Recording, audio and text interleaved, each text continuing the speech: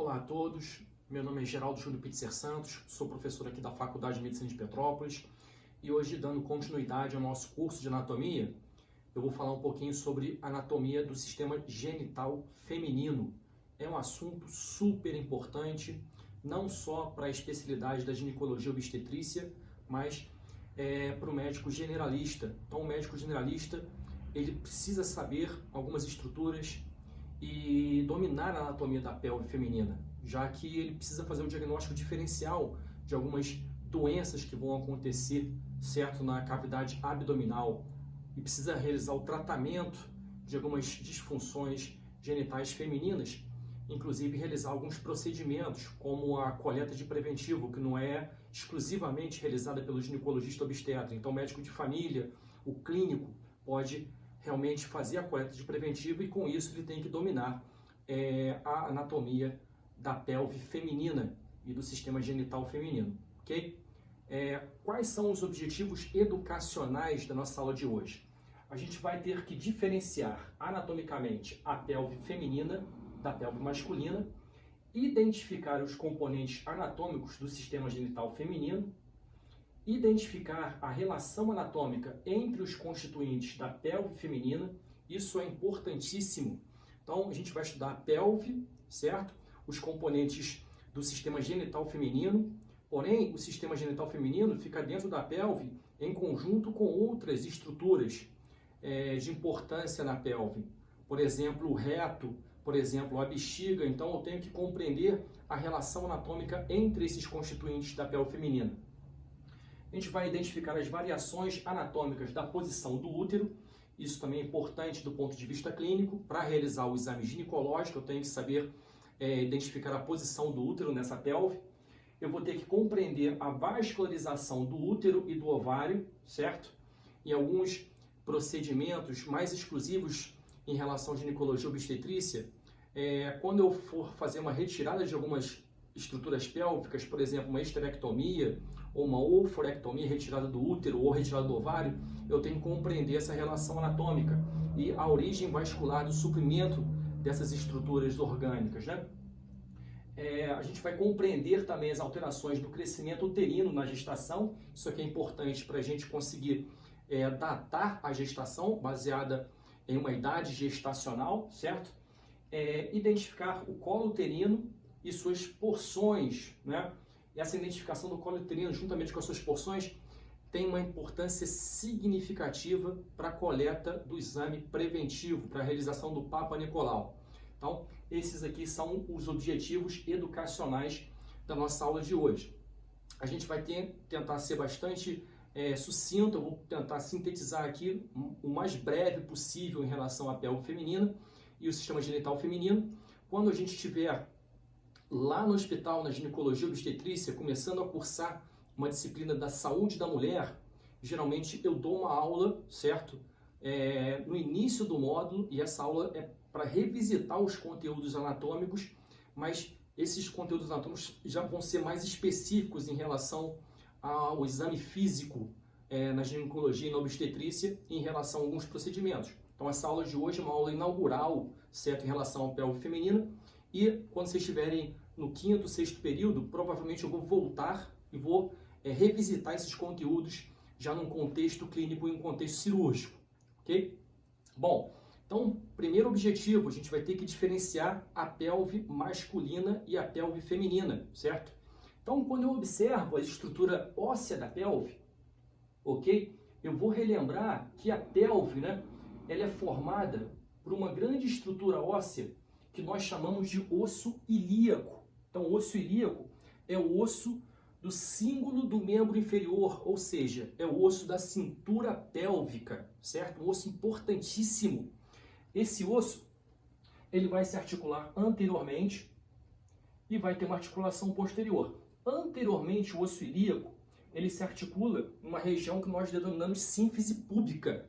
Então, anteriormente, eu tenho uma articulação entre os dois ossos púbicos, numa região que eu chamo de sínfise púbica. E, posteriormente, eu tenho uma articulação sacroilíaca. Na verdade, eu tenho duas articulações sacroilíacas, uma de cada lado do osso sacro, e anteriormente eu tenho uma única sínfise púbica. o osso ilíaco, certo? O osso do quadril, ele é composto por 3 porções. Eu tenho o osso íleo superiormente, eu tenho o osso pubis anteriormente e eu tenho o osso isquio inferiormente.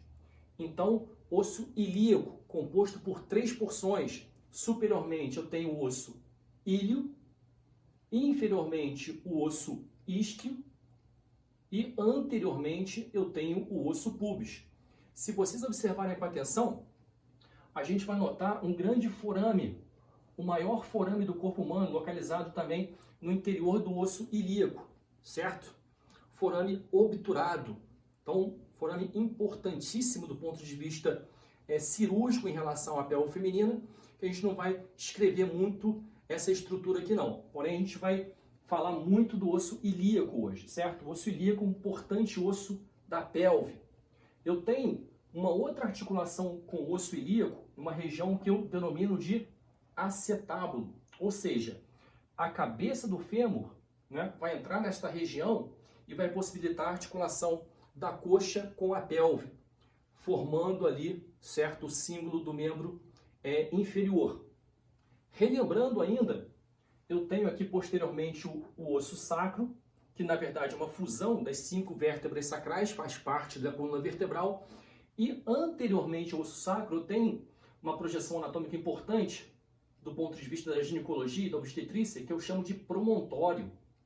Então eu tenho aqui a 5ª vértebra lombar, e na base do osso sacro eu tenho uma projeção anterior, né, na sua porção ventral do osso sacro, que eu chamo de promontório. Se vocês lembrarem, o osso sacro ele é formado por diversos forames na sua parte anterior. Eu tenho os forames sacrais ventrais, e na parte posterior eu vou ter os forames sacrais dorsais. Por esses forames eu vou ter a passagem de raízes nervosas, tanto anteriores, certo? Ou seja, raízes motoras, e a chegada posteriormente das raízes sensitivas. Essas raízes nervosas vão formar o plexo lombosacral, certo? Esse plexo é importante por quê? Porque ele vai em direção ao membro inferior e também ele vai inervar algumas estruturas da pelve, tanto da pelve masculina quanto da pelve feminina. Então aqui o osso sacro, com seus forames sacrais ventrais, eu tenho o osso ilíaco, formado aqui por uma porção do íleo, do isquio e do pubis. Eu tenho aqui o acetábulo. O acetábulo vai ser importante para realizar a articulação entre a cabeça do fêmur e esta grande porção aqui do osso ilíaco, ok? Observando então duas pelves, aqui eu tenho uma pelve masculina e aqui eu tenho uma pelve feminina. A diferença marcante, observando uma avaliação ectoscópica anterior, somente, né, da estrutura óssea, eu vejo que o ângulo infrapúbico no sexo feminino ele é mais aberto, ok? Em relação ao sexo masculino, é um ângulo mais fechado. Isso muda a conformação óssea da pelve para possibilitar no sexo feminino uma passagem mais harmônica do feto durante o trabalho de parto. Então existem diferenças entre a pelve feminina e a pelve masculina, né? Tecnicamente, eu posso fazer um exame físico, né, e tentar identificar esse ângulo infrapúbico, certo? Apesar desse exame ser bastante complicado, né? Mas eu posso tentar estimar se a pelve é uma pelve masculina ou uma pelve feminina. Tecnicamente, a pelve masculina, ela tem um ângulo infrapúbico mais fechado. A pelve feminina tem um ângulo infrapúbico mais aberto, certo? Então, diferenciando aqui uma pelve androide de uma pelve ginecoide. Então, existem dois tipos de pelves importantes na avaliação obstétrica. A pelve androide e a pelve ginecoide, ou seja, uma pelve masculina e uma pelve feminina. Existem mulheres que têm uma pelve androide, ou seja, uma pelve desfavorável para o mecanismo do trabalho de parto. E existem mulheres, a grande maioria delas tem uma pelve ginecoide, uma pelve bastante favorável. Isso, do ponto de vista obstétrico, é bastante relevante, certo? Então aqui a gente tem a pelve androide, né? E aqui a pelve ginecoide. Se você for olhar ali o estreito superior da pelve, né, formado aqui pelo osso ilíaco, pela parte do osso sacro, especial interesse aqui o promontório, e a parte anterior, formado aqui pelo arco suprapúbico, eu tenho uma conformação diferente entre a pelve ginecoide e a pelve androide. Se vocês observarem, a pelve androide tem um formato semelhante a um coração, enquanto que a pelve ginecoide ela é mais circular, já que eu tenho a projeção anteriormente do promontório sacral mais desenvolvida em relação ao sexo masculino em comparação com o sexo feminino. Então o sacro ele está direcionado um pouco mais anteriormente em relação ao sexo masculino. Existem outros dois tipos de pelve, antropoide ou antropozoide e a platipeloide. Esses dois tipos de pelve aqui não têm tanto interesse na ginecologia obstetrícia, são pelves mais de interesse do ponto de vista evolutivo do ser humano. Então, tecnicamente, eu tenho que compreender a pelve androide e a pelve ginecoide. Geralmente, os homens têm uma pelve androide, enquanto que as mulheres têm uma pelve ginecoide. Uma outra estrutura importantíssima em relação à anatomia óssea da pelve seria essa estrutura aqui, que eu chamo de espinha isquiática. Esta estrutura aqui é importantíssima durante o exame da pelve feminina e para realizar alguns procedimentos mais voltados em relação à analgesia durante o trabalho de parto, ok? Então, não vamos esquecer também dessa estrutura aqui que nós chamamos de espinha isquiática. Ela fica localizada posteriormente na parte de baixo, certo? Do osso isquio, que é um dos componentes inferiores da pelve óssea, né? Fica localizada posteriormente à tuberosidade isquiática. Aqui a gente observa a pelve óssea juntamente com as estruturas ligamentares, né? A gente estudou já anteriormente em relação ao sistema articular, certo? E vimos que existem articulações entre o fêmur e o acetábulo, né? Formando aqui a articulação coxo-femoral. Porém, a gente não vai esquecer que existem também estruturas ligamentares de interesse, né? Na ginecologia obstetrícia, ligando, né? Por exemplo, a coluna vertebral posteriormente com estruturas do osso ilíaco.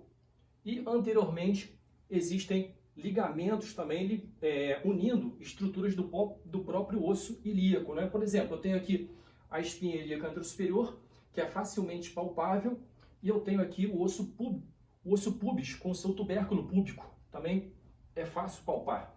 E eu tenho um ligamento chamado ligamento inguinal, que vai unir essas duas estruturas. Esse ligamento é importantíssimo durante a cirurgia geral, certo? Que vai delimitar estruturas localizadas na pelve com estruturas que vão ir em direção ao membro inferior. Outros ligamentos de importância bastante significativa em relação à ginecologia obstetrícia. Eu tenho aqui, por exemplo, um ligamento que vai do sacro até a espinha isquiática, ligamento sacroespinhal. E tem outro ligamento que vai do sacro até a tuberosidade isquiática, ligamento sacrotuberal. Esses dois ligamentos são importantes porque eles vão delimitar uma incisura isquiática maior e uma incisura isquiática menor, formando dois forames. Eu vou ter um forame isquiático maior e um forame isquiático menor.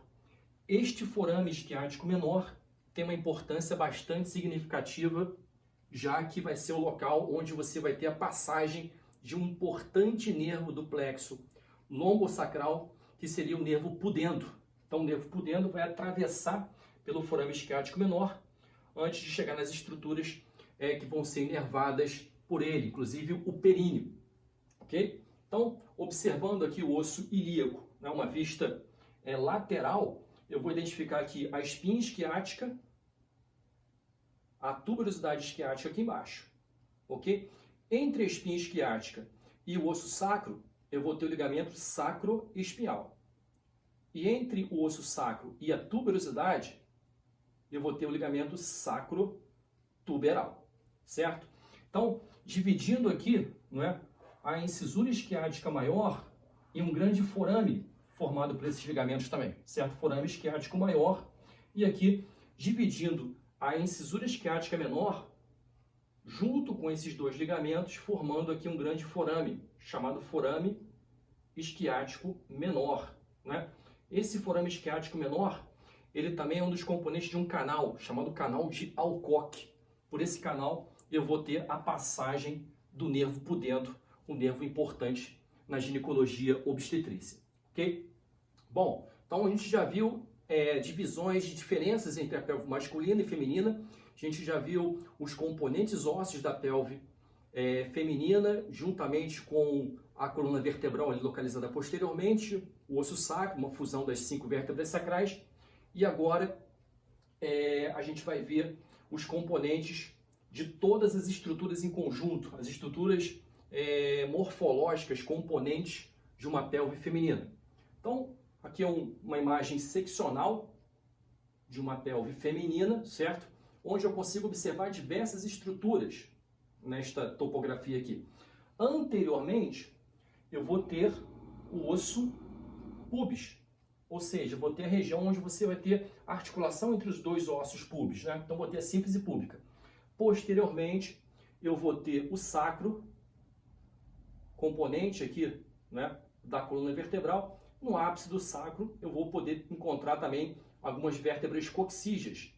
Então, esta aqui é uma parte anterior e esta aqui é a parte posterior da pelve feminina.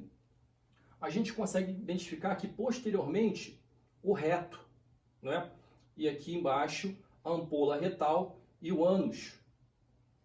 Okay? Então, posteriormente eu vou encontrar o reto, mais inferiormente eu vou encontrar o ânus, e o reto ele se comunica com um cólon chamado cólon sigmoide. Então, aqui em cima eu já tenho uma parte também de uma alça de intestino grosso. Então, eu vou encontrar o cólon sigmoide. Ok? Anteriormente, em contato com o osso pubis, eu vou encontrar uma outra estrutura da pelve, que eu chamo de bexiga, né? Uma estrutura responsável pelo armazenamento da urina, né? A bexiga é uma estrutura bastante móvel, então, dependendo da quantidade de volume de urina que ela está no seu interior, ela pode também ganhar, né? Deixando de ser pélvica e ganhando aqui a parte mais inferior do abdômen, ok? Observem que entre a bexiga e o reto, eu vou encontrar aqui o útero, ok? Vou encontrar o útero e com a cavidade uterina no seu interior. Em contato com o útero, eu vou encontrar uma outra cavidade que eu chamo de vagina. Então, esta cavidade aqui eu vou chamar de vagina. Entre a bexiga também anteriormente e entre o reto posteriormente. Então, a vagina ela fica localizada entre a bexiga e o reto. Na parte em contato com o exterior, eu vou encontrar a vulva. A vulva, ela tem alguns componentes. Ela possui o grande lábio, ela possui o pequeno lábio de cada lado. E também um orifício, que é o orifício de abertura da vagina, certo? Então, a vagina se comunica com a vulva no meio externo e se comunica internamente com o útero, em especial interesse em relação ao colo uterino. O colo uterino fica localizado aqui nesta topografia. Numa pelve feminina, eu vou encontrar uma outra estrutura importante, né, que seria o ovário, né? Eu tenho 2 ovários, um ovário de cada lado, e esses ovários ficam localizados no interior da pelve feminina. E adjacente ao ovário, certo? Eu vou encontrar também uma tuba, que eu chamo de tuba uterina, certo? Então, dos dois lados, tem 2 ovários e eu vou possuir também 2 tubas uterinas. A tuba uterina, ela é responsável, né, pela captação do ócito e a propagação, certo, desse ócito até chegar na cavidade uterina. Nesse espaço ele pode ser fecundado ou ele pode ser esterilizado durante uma fase do ciclo uterino, certo? Na verdade, o ciclo ovariano também, que vai em conjunto com o ciclo uterino. Então, observando uma pelve feminina, eu tenho condição, certo, de diferenciar essa pelve em comparação com uma pelve masculina. Por quê? Se eu observar uma pelve masculina, eu vou encontrar outras estruturas localizadas aqui. Por exemplo, eu vou encontrar próstata. Na pelve feminina eu não encontro próstata. Se eu observar uma pelve feminina, eu vou encontrar útero, vou encontrar tuba uterina, vou encontrar ovário, estruturas exclusivas da pelve feminina. Estruturas comuns entre as duas pelves. Eu tenho aqui, por exemplo, o reto, ok? Eu tenho aqui a sínfise púbica, eu tenho aqui, não é, a bexiga, não é? E também exclusivamente na pelve feminina eu vou encontrar a vagina, certo? Então é uma estrutura bastante típica do sexo feminino. Observando agora uma imagem do útero individualmente, eu vou identificar que essa estrutura ela se conecta na pelve feminina por diversos componentes ligamentares. Então eu tenho ligamentos, né, que na verdade são pregas, né, de peritônio que vão ligar, né, o órgão útero em regiões da pelve, certo? Em relação à parte da parede da pelve. Então eu tenho, por exemplo, diversos ligamentos que vão permitir que esse útero fique localizado mais ou menos fixo em determinada topografia na pelve, né? Eu vou encontrar também em contato com o útero, né? Entrando no útero, eu vou encontrar a tuba uterina, certo? E vou encontrar outros ligamentos conectando o ovário com esta estrutura importantíssima da pelve feminina. Então aqui eu consigo identificar o útero, ok? Aqui em cima eu vejo a tuba uterina, perfeito? Dos dois lados, né? Eu vejo ovário dos dois lados e eu tenho diversas estruturas ligamentares, né, em contato com o útero. Eu tenho um grande ligamento, né, que eu chamo de ligamento largo, né? É o ligamento que vai conectar lateralmente o útero na parede pélvica, né? Então eu tenho um ligamento largo. O ligamento largo, ele é formado por dois ligamentos. O maior de todos é chamado de ligamento mesométrio, né? Meso de ligamento, métrio de útero, né? Então o maior ligamento chamado mesométrio, né? Eu tenho na parte superior um outro ligamento que eu chamo de mesosalpinge. Esse ligamento aqui, né? Meso de ligamento, salpinge de tuba, né? Então vai ligar parte aqui do ovário com a tuba uterina, certo? Ligamento mesosalpinge. Eu tenho outro ligamento que vai unir o ovário, né, com o útero, chamado ligamento próprio do ovário. Este ligamento aqui, certo? Tem um outro ligamento que vai unir o ovário, certo, com a parte superior do abdômen. Ligamento suspensor do ovário. A gente vai ver no slide que a origem embriológica do ovário é uma origem abdominal. O ovário ele vai descendo no desenvolvimento da pelve feminina.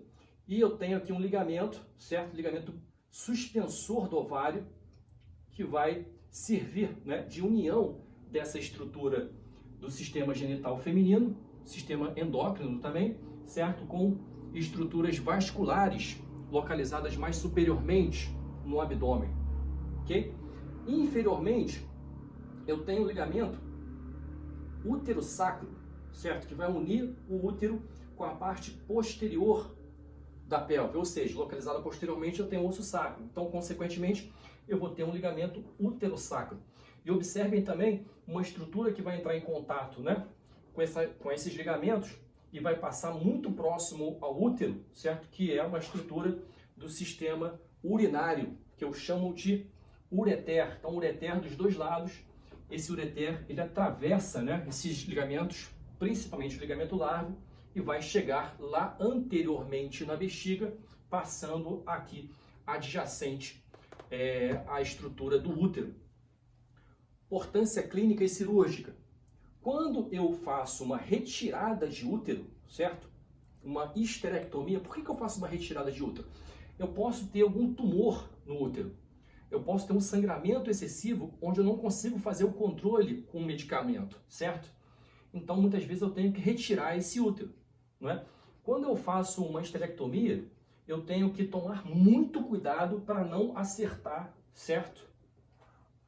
A estrutura do sistema urinário. Então, eu tenho que tomar cuidado para não cortar aqui o ureter. O ureter vai conectar o rim superiormente com a bexiga inferiormente. Então, esse ureter, ele passa adjacente ao útero. Quando eu faço uma retirada de útero, eu tenho que tomar muito cuidado para não lesar o ureter. E aqui, certo, eu tenho os dois ovários com o seu suprimento vascular que vai atravessar no interior aqui do ligamento suspensor do ovário, e essa estrutura vascular geralmente ela passa anteriormente à tuba uterina. Nesse slide também a gente vai conseguir identificar que o útero ele possui algumas porções, não é? Eu tenho a parte mais superior do útero, que eu chamo de fundo uterino. Este fundo uterino vai ser importantíssimo, né, do ponto de vista do exame físico na ginecologia obstetrícia, e também para datar a idade gestacional, né, de uma gestante aí, né? Então, fundo uterino vai ficar localizado superiormente. Esse fundo uterino ele tende a subir, ele tende a crescer durante a progressão da gestação. Eu tenho aqui o corpo do útero, certo?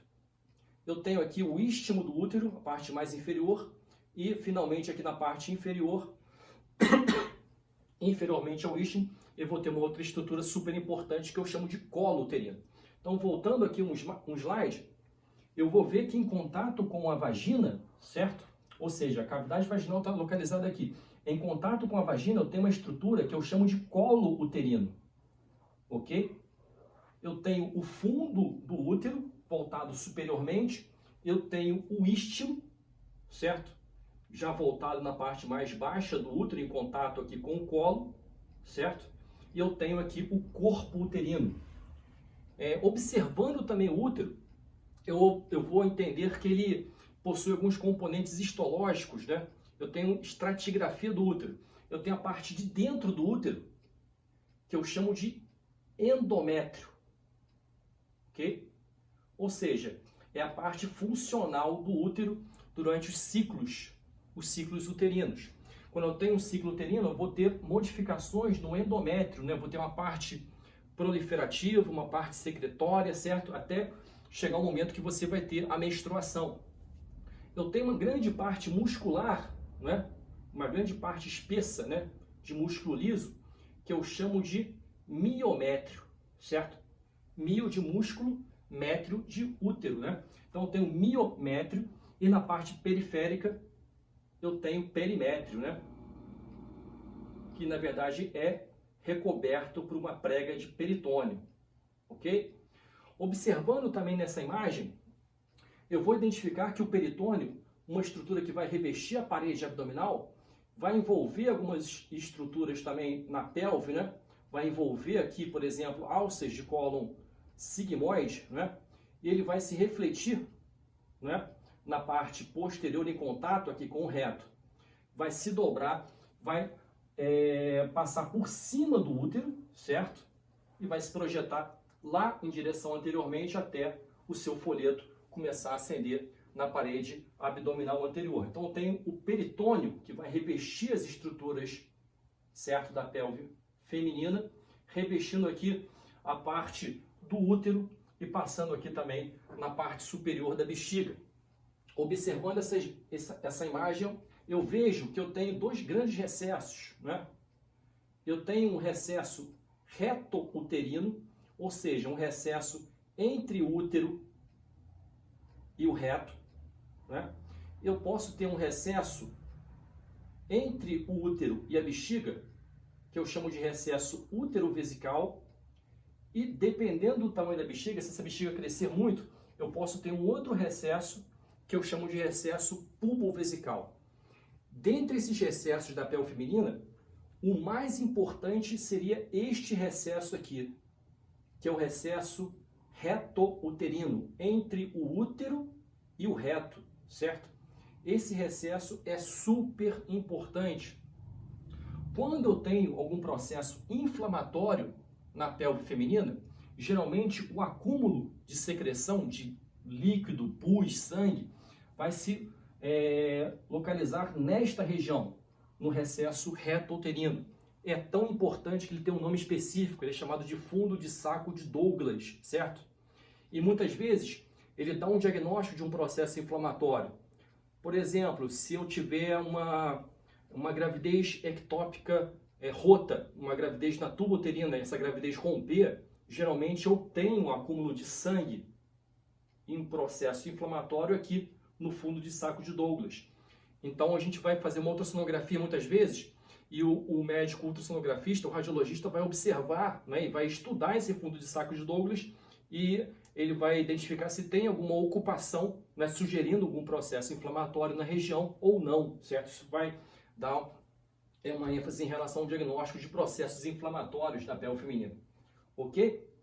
Em relação às estruturas do sistema urinário, eu vou ver que existe uma diferença em relação à uretra feminina em comparação com a uretra masculina. Isso a gente vai estudar num próximo módulo aí que a gente vai ter de sistema urinário, certo? Mas vocês já vão observando que a uretra feminina ela é muito mais curta em comparação com a uretra masculina. A uretra masculina ela vai possuir 3 porções e a última porção é uma porção esponjosa que vai caminhar por dentro do pênis do paciente, certo? Já que eu não tenho pênis aqui na pelve feminina, essa uretra feminina vai ser muito mais curta. Isso vai favorecer, né, em algumas pacientes, uma infecção urinária. Então, eu posso ter uma colonização, né, causada por uma infecção bacteriana, por exemplo, e isso pode levar a uma propensão para ter cistite, uma infecção no sistema urinário, na bexiga, certo? Então, aqui uma imagem de pelve feminina. Eu fico impressionado que muitas vezes a gente cobra uma pelve feminina lá no anatômico, numa prova prática, e eu cobro uma estrutura, certo? Coloco um alfinete aqui nesta região e eu vou ver o aluno responder. Eu lá vou corrigir o gabarito de certo aluno, ele coloca lá próstata. Porra, tem que observar. A primeira coisa que você observa na bancada, se é uma pelve feminina ou uma pelve masculina. Você não vai colocar vagina se for uma pelve masculina, certo? Não vai colocar próstata se for uma pelve feminina.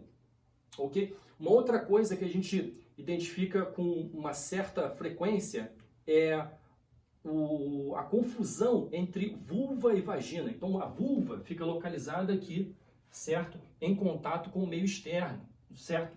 Enquanto que a vagina é uma cavidade, né, indo em direção ao útero, certo? Vai entrar em contato aqui com o colo uterino. É uma cavidade um pouco mais profunda. Aqui na vulva, eu vou possuir 2 aberturas. Eu vou possuir o ósteo vaginal e vou possuir também o ósteo uretral externo. Então, eu tenho o ósteo uretral externo na parte anterior, superiormente na vulva, e eu tenho posteriormente, na parte mais de baixo, o ósteo vaginal. Então, eu tenho 2 orifícios que se comunicam aqui com a vulva no sexo feminino, certo? Posteriormente, eu vou possuir aqui o reto, certo? Com algumas estruturas musculares, músculo estriado esquelético, que vão circundar esse reto e vão favorecer aqui um controle esfincteriano em relação à eliminação do bolo fecal, ok? Então, aqui a gente já mostrou, em relação a esse slide, as estruturas, né, da tuba uterina, mostrei os ligamentos, né? Relembrei que existe uma estrutura importantíssima aqui, que é o ureter, né? E mostrei também as porções do útero, né? Observando agora uma imagem vista de cima, né? Sobretudo vendo aqui a estrutura anterior, localizada nesta região, e posteriormente, mais para baixo aqui nesse slide, eu vou identificar aqui que nessa vista eu tenho estruturas vasculares, por exemplo, eu tenho a artéria aorta abdominal, no término da artéria aorta abdominal, eu vou encontrar 2 artérias importantíssimas, as artérias ilíacas comuns. A artéria ilíaca comum, né, ela vai dar origem a uma artéria ilíaca interna, que vai em direção à pelve, certo? E uma artéria ilíaca externa, que vai em direção ao membro inferior. Quando essa artéria ilíaca externa atravessar o ligamento inguinal, certo? Ela passa a ser chamada de artéria femoral, ok? Nesse slide, eu vejo também estruturas venosas, né? Então, da mesma forma que eu tenho a artéria aorta abdominal, eu vou possuir uma grande veia, chamada veia cava inferior, e essa veia cava inferior, ela é formada por 2 grandes veias, são as veias ilíacas comuns, certo? A veia ilíaca interna vai se juntar com a veia ilíaca externa, vai formar aqui a veia ilíaca comum, e as 2 veias ilíacas comuns vão formar aqui a veia cava inferior. Nessa imagem também eu observo, né, uma alça de intestino grosso, eu encontro aqui o cólon sigmoide e aqui o início do reto, né? Então, localizada posteriormente, eu vou ter o reto e na parte anterior eu vou ter o útero, né? anteriormente ao útero, eu vou encontrar aqui, nesta topografia, a bexiga. Se vocês observarem, né, na bexiga, né, eu tenho um relativo contato com a sínfise púbica aqui na frente, né?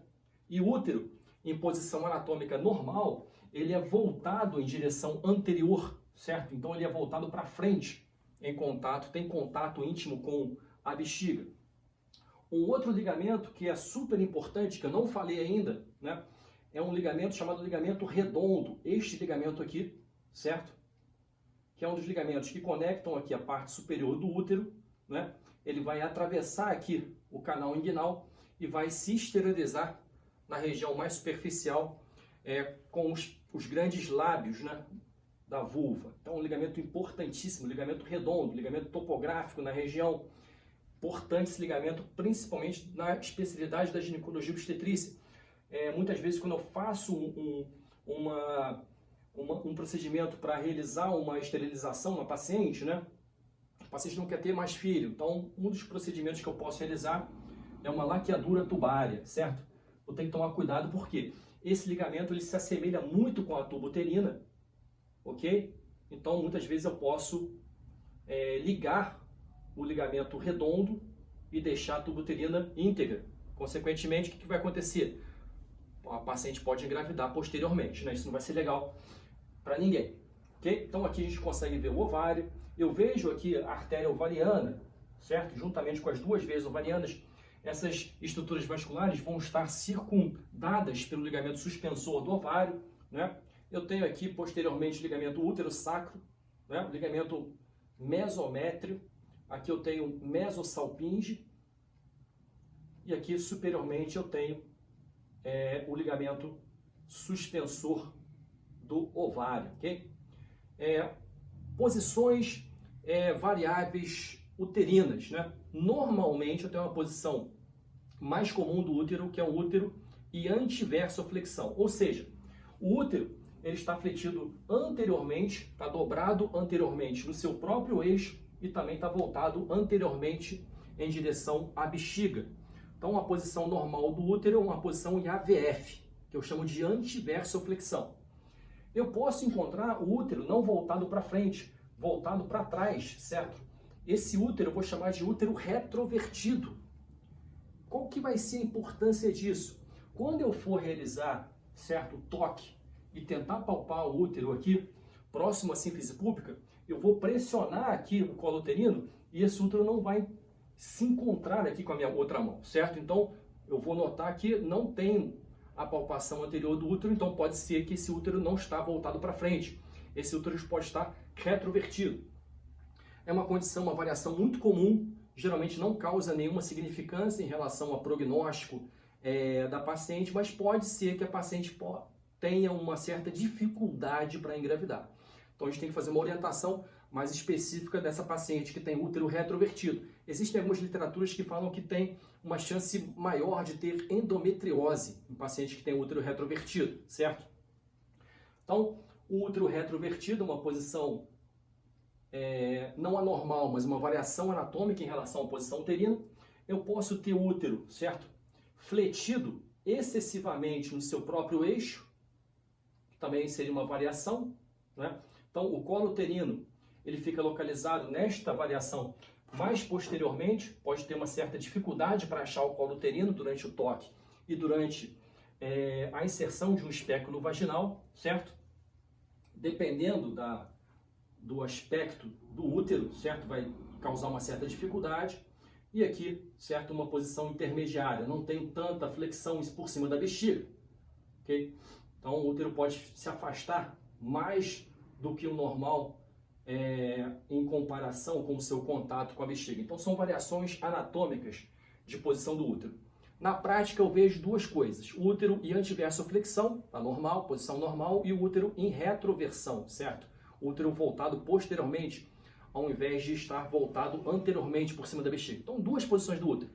Útero em antiversoflexão e o útero em retroversão. Quando eu faço o exame físico, ginecológico, eu consigo notar isso, certo?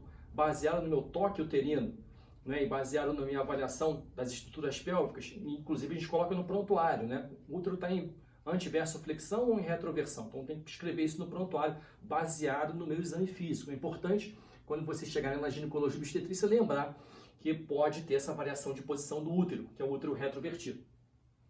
Aqui a gente mostra, né, o útero com a sua cavidade uterina, certo? Então, a cavidade uterina, eu vou ter aqui um endométrio, vou ter um miométrio, um perimétrio, certo? E o útero, ele vai se juntar, vai se unir aqui com a tuba uterina, certo? Então, eu tenho a tuba uterina, e a tuba uterina, ela possui um infundíbulo com as suas fímbrias, né? Esse infundíbulo com as suas fímbrias, ele vai ser responsável pela fagocitose, entre aspas, vão perceber, certo, o ovário, né, o ócito, e esse ovário ele vai ser fagocitado, ele vai ser puxado, né, para a região da tuba uterina, ganhando a tuba uterina e normalmente sofrendo aqui, né, a fecundação no trajeto da tuba uterina, e é de se esperar que ele vai se fixar aqui na cavidade endometrial. Então, uma gestação normal, você vai ter a fixação, certo, desse zigoto aqui na cavidade endometrial, que é a região propensa para ele se desenvolver, certo? Então, normalmente a gente chama de uma gravidez tópica, uma gravidez localizada na cavidade uterina. Qualquer gestação fora da cavidade uterina, certo? Eu considero uma gravidez ectópica. O local mais comum de gravidez ectópica seria onde? Seria na tuba uterina. Então, se esse óvulo fecundado, né, ele se insere, né, na tuba uterina, eu vou começar a desenvolver uma gravidez ectópica, uma gravidez tubária. Essa gravidez tubária, ela vai chegar um momento que ela vai comprimir a tuba uterina, certo? E vai causar um processo inflamatório absurdo aqui na região.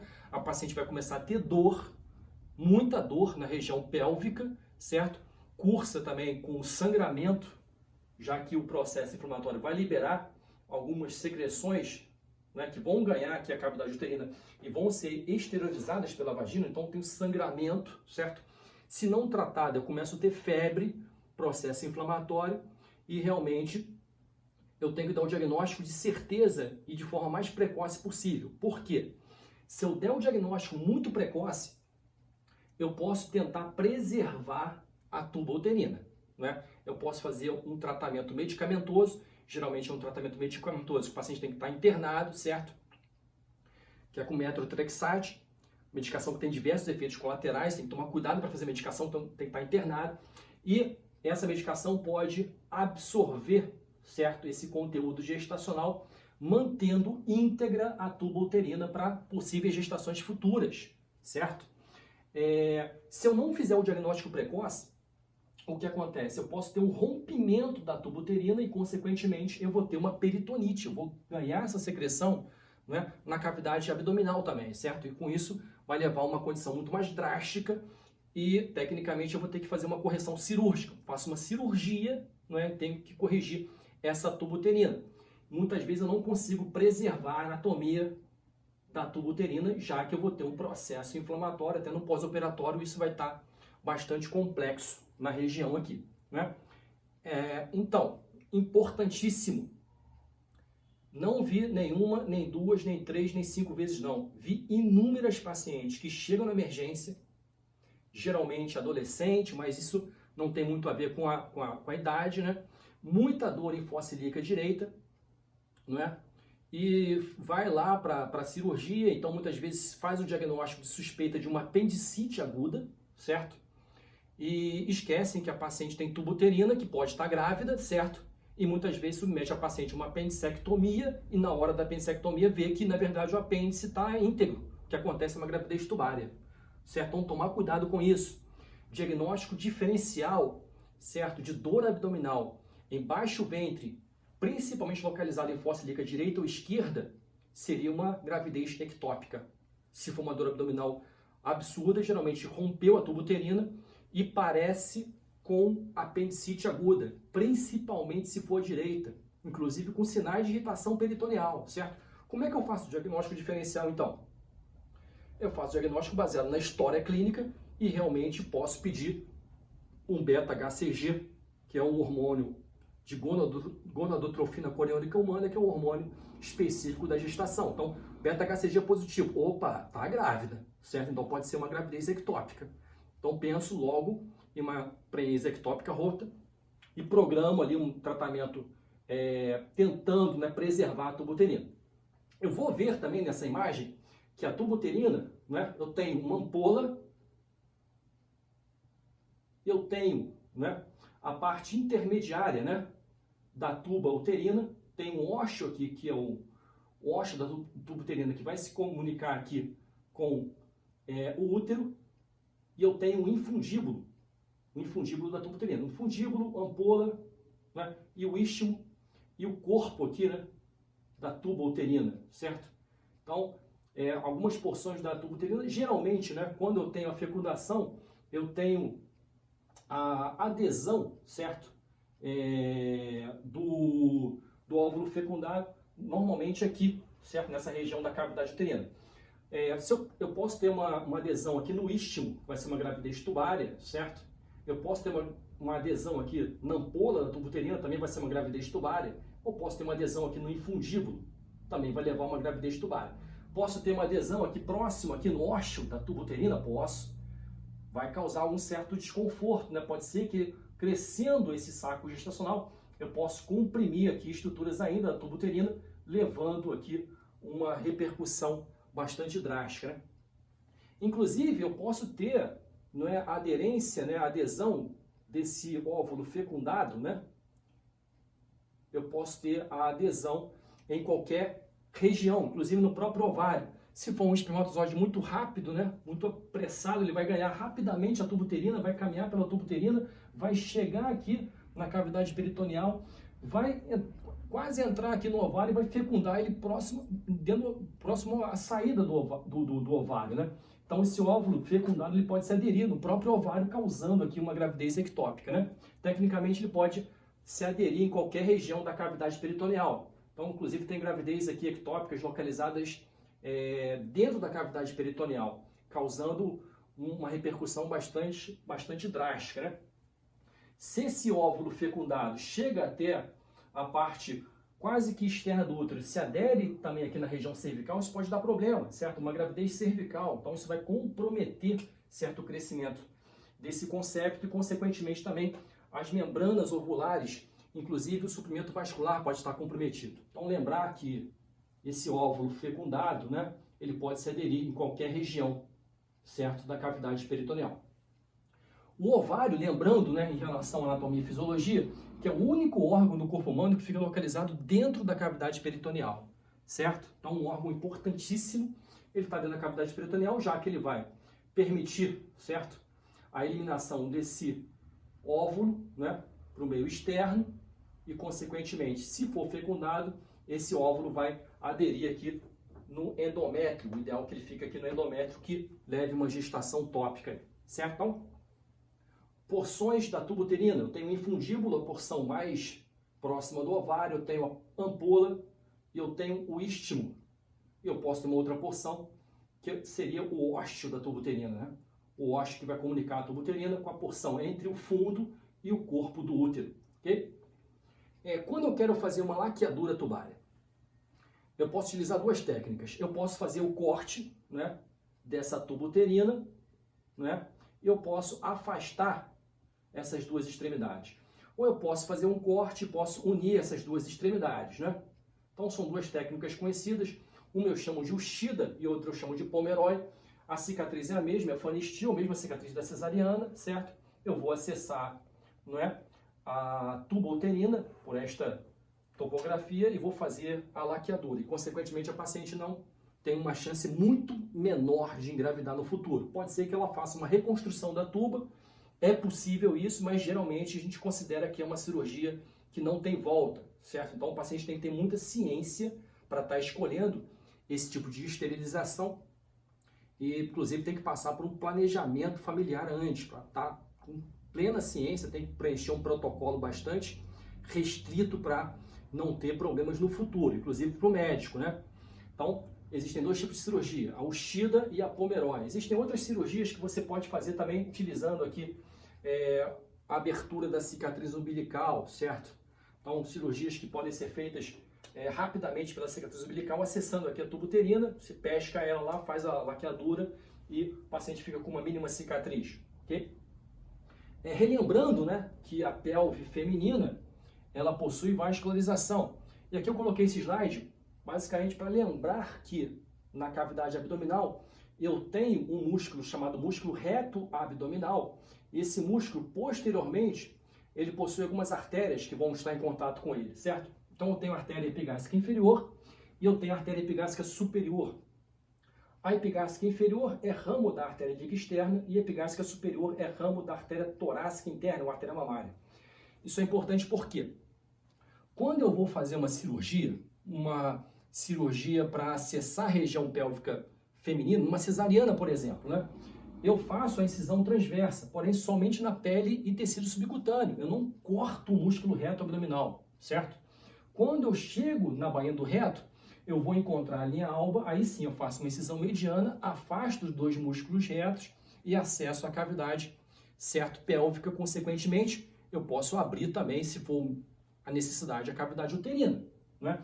Eu vou lembrar que tem algumas artérias importantes que vão caminhar posteriormente ao músculo reto e eu tenho que preservar essas artérias aqui durante a cirurgia de pelve, né? Então, lembrar aqui que existem algumas artérias. Se eu cortar essa artéria aqui durante uma cirurgia, certo? Consequentemente, a paciente vai ter um sangramento bastante copioso na cavidade abdominal. Então, lembrar aqui das artérias.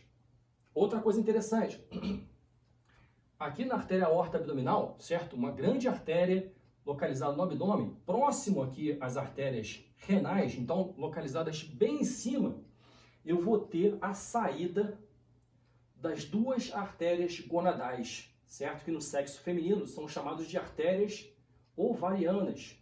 Então, as duas artérias gonadais saem aqui da artéria aorta abdominal, certo? Então, uma dúvida muito comum, tanto na ginecologia e na obstetrícia, a gente pergunta para o interno lá que está rodando na ginecologia, qual que é de onde é que vem a artéria gonadal? 90% deles falam, vem da artéria ilíaca interna. Não, a artéria ilíaca interna é uma artéria grande que fica lá embaixo na pelve. Porém, como o ovário tem uma origem abdominal alta, e esse ovário vai migrando inferiormente, ele tem uma origem inicialmente das artérias ovarianas que se originam aqui, certo? Pelas duas artérias aortas abdominais. As veias, mesma coisa. Qual que é a drenagem venosa do ovário? Do lado direito, essa veia, ela vai chegar lá em cima no abdômen, numa veia chamada veia cava inferior, porém numa topografia próxima aqui da veia renal do lado direito. Do lado esquerdo, a veia gonadal geralmente é uma tributária da veia renal, certo? Isso tem importância muito mais no sexo masculino, já que é uma das explicações por que eu encontro varicocele mais frequente do lado esquerdo. Isso a gente vai comentar numa próxima aula. E aqui a gente tem a artéria uterina, essa sim, ramo da artéria ilíaca interna, certo? E vocês observem que a artéria uterina ela é toda espiralada, né? Por que isso? Porque ela tem que estar preparada para o crescimento uterino. Então o útero vai crescer durante a gestação e essa artéria ela tem que estar preparada para estar acompanhando o crescimento uterino. Então a artéria uterina, ramo aqui da artéria ilíaca interna, certo? Tem a artéria vaginal, também ramo da artéria ilíaca interna, e eu tenho aqui a artéria ovariana, que vem lá de cima da artéria aorta abdominal, certo? Vai acompanhar o ligamento suspensor do ovário, ok? Aqui mostrando o slide dessa projeção, certo? Dos ovários em direção à pelve inferiormente. Então eu tenho aqui os ovários se originando lá em cima, certo?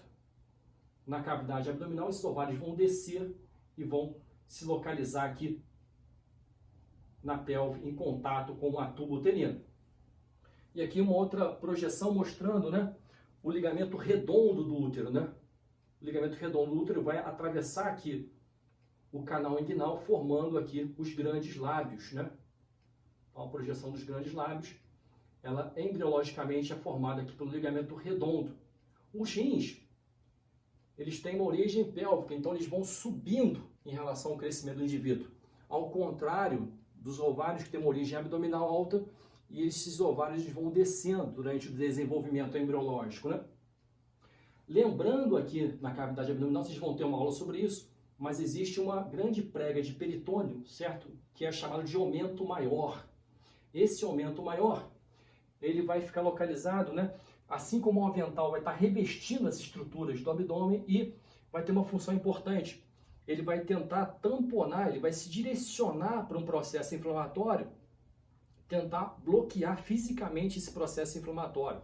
Então, quando eu tenho uma peritonite, quando eu tenho uma inflamação no abdômen, esse aumento maior, ele se direciona, né, em relação à estrutura inflamada, tentando segurar ali o processo inflamatório, evitando que os elementos desse processo inflamatório ganhem a corrente sanguínea, causando uma infecção generalizada, né?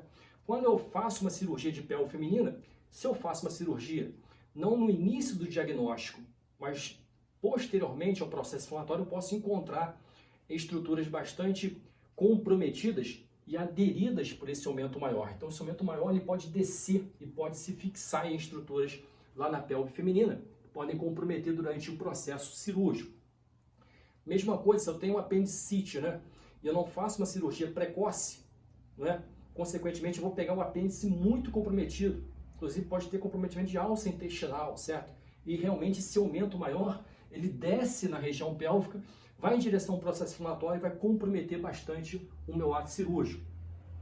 Outro slide mostrando aqui, né, a veia ovariana ou veia testicular do lado direito, que é uma veia tributária da veia cavo inferior, enquanto que a veia ovariana ou veia testicular, ou seja, a veia gonadal, do lado esquerdo, vai chegar aqui na veia renal esquerda. Isso é importantíssimo, né?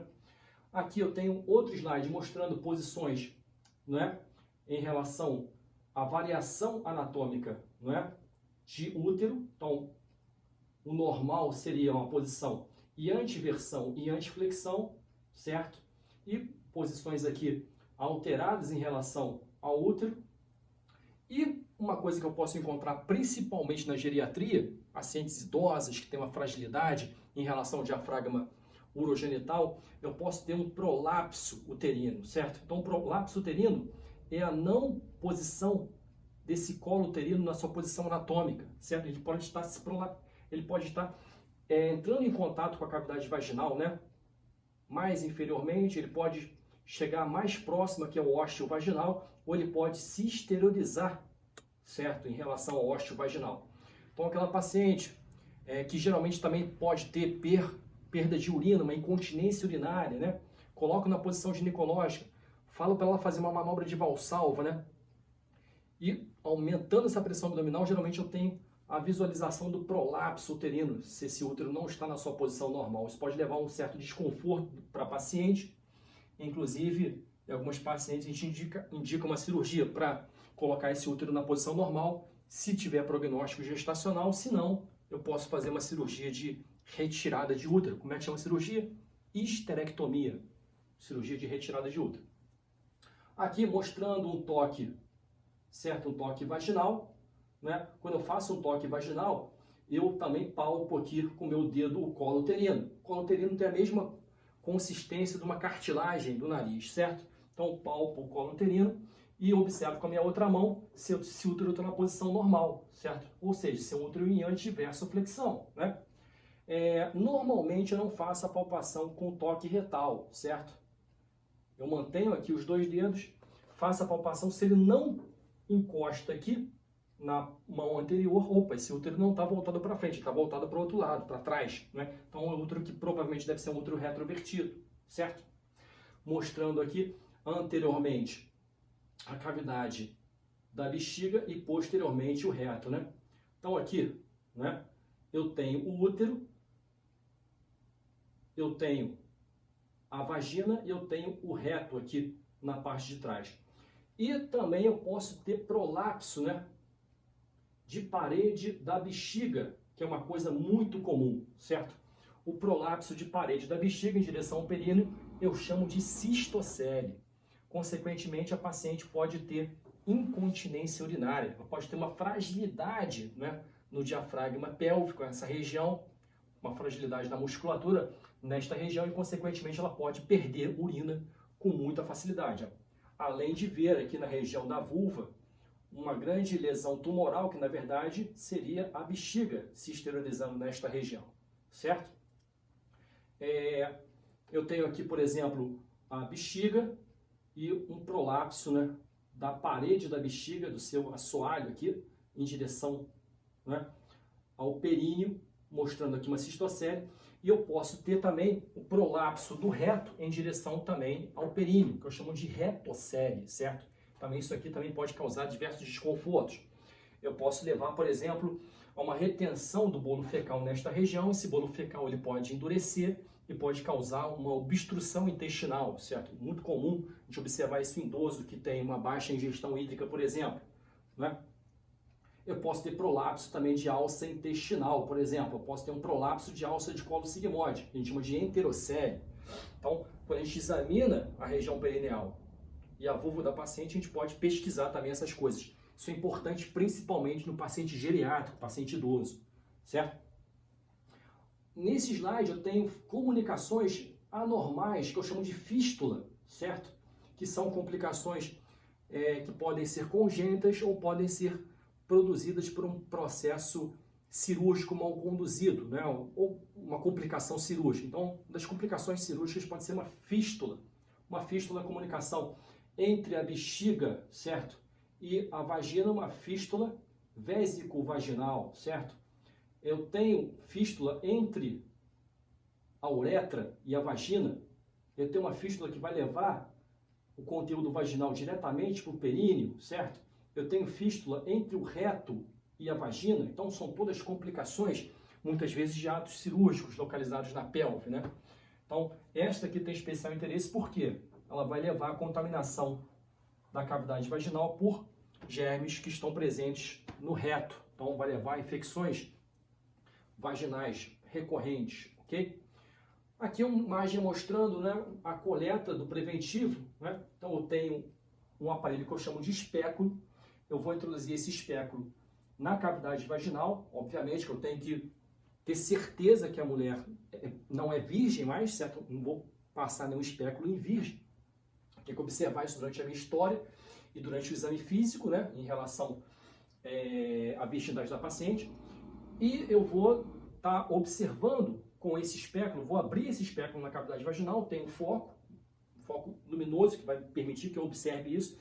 Vou estudar a cavidade vaginal e vou ver lá dentro o colo uterino. Esse colo uterino, geralmente a fenda, né, do colo uterino, né, o orifício externo é em fenda transversa. Se uma mulher tiver paridade já, se for uma mulher que não tiver paridade, eu vou ter um orifício externo pontiforme, certo? E eu observo essa região para ver se tem alguma anormalidade. E, consequentemente, eu tenho um material que eu vou realizar a coleta, certo, das células desta região, e esse material vai me dar a histologia, né, dessas células, e esse material também vai indicar se a paciente tem algumas lesões nessas células que são condizentes com câncer de colo uterino, certo? Então, existem dois instrumentos. Eu tenho uma espátula chamada espátula de Ayre e tenho uma escova chamada escova de Campos da Paz. Então, quando eu faço um exame especular, eu passo um espéculo, certo? Eu observo aqui o colo uterino, eu entro com a espátula, certo? Faço a coleta da ectocervice, da parte externa do colo uterino, pego e faço um esfregaço numa lâmina e com outro instrumento, como uma escova, eu acesso a endocervice e faço um outro esfregaço. Posso fazer na mesma lâmina, afastando aqui da região onde eu fiz o esfregaço da ectocervice, ou usando duas lâminas distintas. Por que eu faço esse também da endocervice? Porque a região mais comum de aparecimento de câncer de colo uterino é na junção escamo-colunar. E essa junção entre o epitélio escamoso e colunar, muitas vezes, ela não está localizada na ectocervice. Ela fica localizada mais profundamente aqui na endocervice, certo?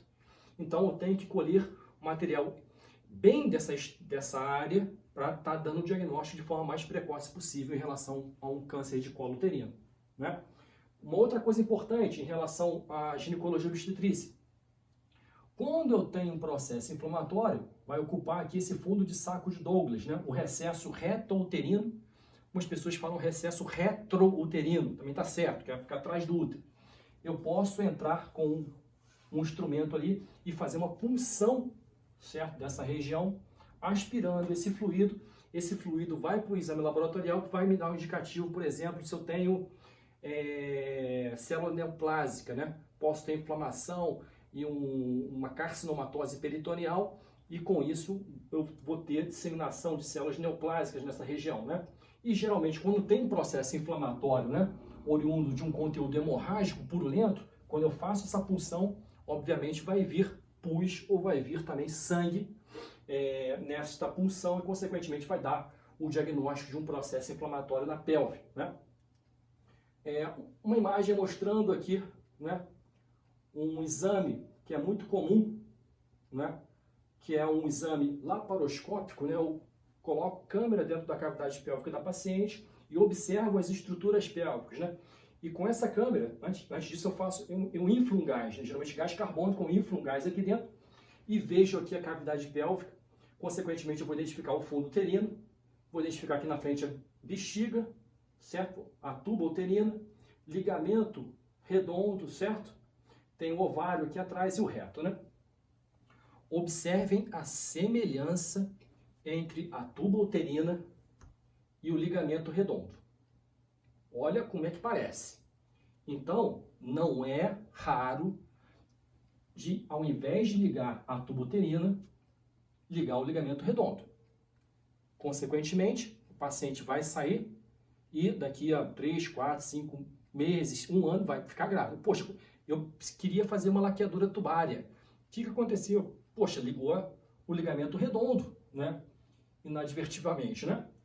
Consequentemente, a tuba uterina vai continuar pérvia. Consequentemente, se eu tiver uma fecundação, essa fecundação ela pode se propagar, aderir aqui o ócito no útero e levar a uma gestação, certo? Não vai ser bom para ninguém isso. Aqui é um outro exame muito comum de ser feito, né? Então, eu introduzo um contraste, né, por via uterina. Eu tenho aqui a cavidade vaginal, eu tenho um catéter que chegou aqui no útero e eu libero um contraste nesse útero e observo a permeabilidade da tuba uterina, certo? Até chegar no peritônio, né, na cavidade peritoneal. Lembrando que a tuba uterina se comunica diretamente com a cavidade peritoneal. Então, como é que chama esse exame? Uma histerosalpingografia, certo? Para que eu faço isso, geral? Esse é um dos protocolos para a pesquisa do casal infértil. Mulher não consegue ter filho. Pode ter um fator morfológico, anatômico, certo? Pode ter uma estenose de tuba, então ela não consegue engravidar, por exemplo, né? Então eu faço um exame para ver a integridade da cavidade uterina juntamente com a permeabilidade das tubas. Então, inicialmente, quando eu faço um segmento do casal infértil, além do espermograma que eu faço para o parceiro, para a mulher eu posso fazer uma dosagem hormonal, principalmente para identificar alterações do ciclo uterino, e um dos exames que eu posso fazer também é uma histerosalpingografia, observando aqui a integridade das duas tubas uterinas, né? Aqui mostrando uma histerosalpingografia onde eu tenho, na verdade, um septo, né? Dividindo o grande útero em duas grandes porções, certo? Então tem o útero bicorno, então, útero dividido em 2 cornos, certo? Pode levar uma certa dificuldade para engravidar, certo? Posso encontrar isso na pesquisa do casal infértil, porém, não contraindica a gestação, não. Posso ter uma gravidez em uma dessas subdivisões do útero e a gravidez chegar a termo, por exemplo. Não tem tanto problema em relação a isso. Em relação à idade gestacional, né? Então, tecnicamente, na 40ª semana, ao término da gestação, ou seja, ao 9º mês, eu tenho esse útero, o fundo uterino do útero chegando aqui próximo ao apêndice tifoide, né? No meio da gestação, esse útero geralmente ele chega, né, próximo aqui à cicatriz umbilical, né? Então, esse útero crescendo, consequentemente, ele deixa de ser pélvico, passa a ser abdominal. A partir de cerca da 14ª semana de gestação, eu já consigo ter uma aferição bem fidedigna em relação ao tamanho uterino, um macete é a medida da síntese pública superiormente. A cada centímetro da fita métrica seria uma semana de vida gestacional, certo? Então, um útero de 40 centímetros, um útero de 40 semanas, certo? Então, o macete é esse. Posso ter alguns erros aí em relação ao crescimento. Posso ter uma gestação gemelar, por exemplo, que vai estar alteração no crescimento, certo? Posso ter um crescimento intrauterino restrito, causado por diversas disfunções, uma disfunção placentária, por exemplo, paciente que tem uma doença, paciente tabagista, paciente hipertensa. Então, o paciente pode ter um crescimento restrito do útero. Então, consequentemente, eu medindo esse fluido uterino, opa, isso está meio estranho, né? Então, eu vou procurar ficar esperto em relação a isso. Pós-parto imediato, certo? O útero não volta igual mágica para a posição normal. O útero vai ficar ainda com crescimento, ainda com seu tamanho maior, e no decorrer do puerpério, esse útero vai voltar, certo? Em relação à posição normal. Se for um útero que já tiver diversas gestações, um útero multíparo, por exemplo, certo? Esse útero não vai voltar nunca a ter aquele tamanho do útero de uma nulípara, por exemplo, né? Ele vai ficar sempre um pouco aumentado, ok? E relembrando aqui da nossa aula de plexo lombosacral, do nervo pudendo, certo? E é um nervo importantíssimo durante o bloqueio anestésico, né? Para anestesiar o períneo em relação a alguns procedimentos cirúrgicos no períneo. Tem que lembrar que esse nervo pudendo, ele atravessa aqui o canal de Alcock, ou seja, o forame isquiático menor, então direciona o meu anestésico em relação a esse canal próximo aqui à espinha isquiática, né? Para realizar uma episiotomia, por exemplo, né? Melhorando aqui o período expulsivo do feto.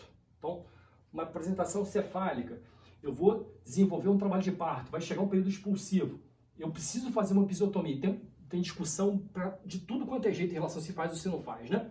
Mas se eu for fazer, eu tenho que fazer o bloqueio do períneo para fazer o corte nessa região e favorecer o período expulsivo fetal. Tem duas técnicas, tem a mediana, certo? Que não é feita aqui tanto no Brasil, e tem a médio-lateral. Quando a gente faz, eu sempre vi a médio-lateral, nunca vi uma episiotomia mediana, já para a gente tentar fugir do reto, que ela é potencialmente infectada, então a gente faz aqui a médio-lateral, vai melhorar aqui bastante em relação ao período expulsivo do trabalho. Uma outra coisa em relação à ginecologia, que é muito importante, uma bartolinite, uma inflamação da glândula de Bartholin, formando aqui um cisto, né? Então, eu tenho cisto de Bartholin, aumenta essa glândula, esse cisto pode inflamar, que causa um desconforto muito grande, certo? Geralmente a mulher procura um clínico geral com essa queixa, se tiver o seu ginecologista, vai no ginecologista. Dependendo da situação, eu tenho que fazer anestesia na região, certo? Passo anti-inflamatório via oral, mas pode ser que eu tenha que fazer uma cirurgia para drenar esse processo inflamatório, né? E futuramente eu posso também programar uma correção cirúrgica onde eu retiro a glândula de Bartholin e, consequentemente, não vai levar à infecção recorrente nessa região. Quem tem infecção recorrente, então é sempre uma bartolinite, de 6 em 6 meses tem um desconforto muito grande. Então, eu recomendo que observem isso e pode ser que resolva com uma cirurgia definitiva. Esse slide aqui é para mostrar aqui a vulva, certo? Eu tenho aqui o pequeno lábio, eu tenho aqui o orifício vaginal e eu tenho aqui o orifício uretral, o ósseo uretral externo, certo? Então, lembrar aqui que na vulva eu tenho dois orifícios, o ósseo uretral, que vai entrar em direção à bexiga, e o ósseo vaginal. O ósseo vaginal vai dar origem à vagina e vai chegar ali até o colo uterino, ok? Grande abraço, acho que foi uma aula bastante completa. Procurei direcionar aqui o conteúdo da anatomia voltado na interpretação, no exame ginecológico obstétrico, mas no quinto, sexto período vocês vão ter essa aula comigo e a gente vai passar uma quarta marcha, a gente vai falar um pouquinho mais em relação à intervenção cirúrgica na ginecologia obstetrícia, em relação também ao segmento de uma gestação normal e uma gestação patológica. Ok? Grande abraço, até mais.